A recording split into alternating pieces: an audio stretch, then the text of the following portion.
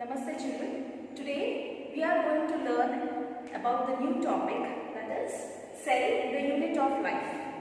You see different varieties of organisms around us, yes? So these organisms are actually made up of cells. We see very tiny organisms and even large organisms also.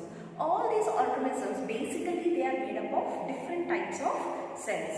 Some organisms are actually made up of only one cell. Those are called as unicellular organisms, and the organisms which are actually made up of many cells, they are called as the multicellular organisms. You have been learning all these things in your lower classes, probably 9th standard, that cell is the structural and fundamental unit of life.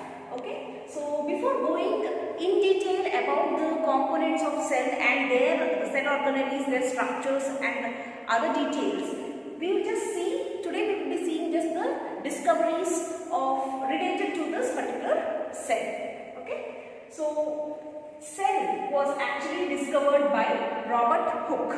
Okay, and he has observed the cell in the corpse slide of Quercus plant.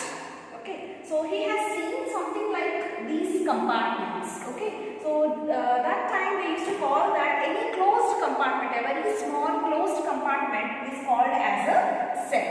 So that is the reason why he named them as cell. Okay, and what he has observed that these cells which he has observed in the corpse cells are actually deposited with suberin. Okay, and that is the reason why it is called as a dead cell. Okay, now the next very important discovery was about the living cells. These living cells were actually discovered by Anthony von Leeuwenhoek. So in your NEET exam, if there is a question, who has discovered the cell? If it is a living cell, then you should write it as Anthony von Leeuwenhoek. If they ask who discovered the cell, then you have to write that is Robert Hooke. Okay. Next, the nucleus, which is considered as the brain of the cell that controls all the activities of the cell, was actually discovered by Robert Brown. Okay. So now we will be going to the other part of the chapter. Yes. So the study of cell and the qualities of each and every cell were kept in a theory called as the cell theory. This was given by Schleiden and Schwann.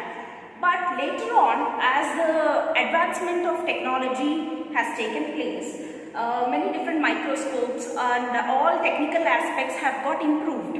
Okay, so there were some changes in the basic cell theory which was given by Schleiden and Schwann.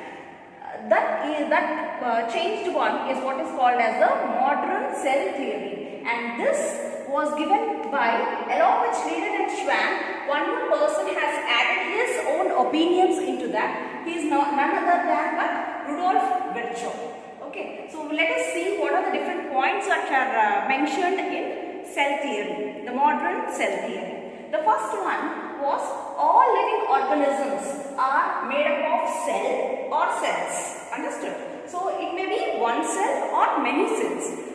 The next one is the functions of an organism are the product or functions of a cell individually. For example, an organism is performing different types of functions like physiological functions, metabolical functions and different types of functions. But when we actually see to the core point, it is the cell which is doing all such physiological functions, and in turn it is expressed by the organism, right? Okay, now, and the last point is all the cells arise from the pre-existing cells. This is the point which has been added by Rudolf Virchow. Okay, and for expressing that, he has given this phrase which is called as omnis cellula e cellulae. Yes, so all these first two points were actually given by Schleiden and Schwann.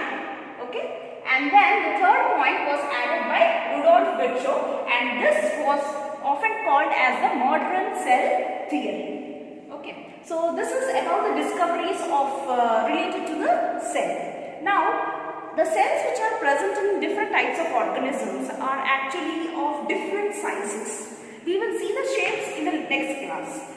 Now coming to there are different variations in cell size. The smallest of the cell is called as PPLO. You have learned this in your 8th standard.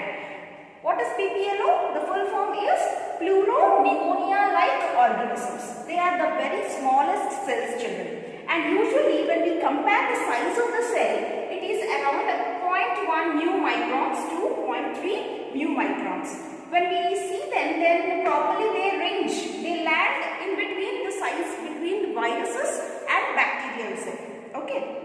So the smallest cell is PPLO. They are also called as mycoplasmas. Understood? So these mycoplasma have got two important characteristics. As I have told you, they are the smallest cell, that is, they are smaller than bacteria.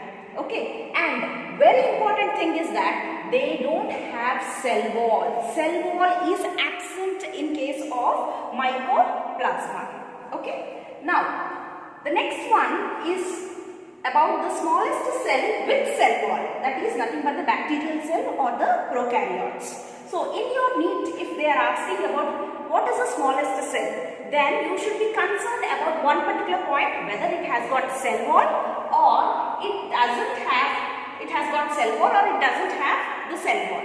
So if it doesn't have cell wall, then your answer should be mycoplasma. Understood? If the question is the smallest cell with cell wall, then you should either tick bacterial cell or the prokaryotes.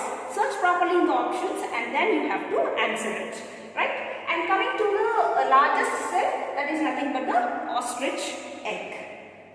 So regarding shape of the cells, we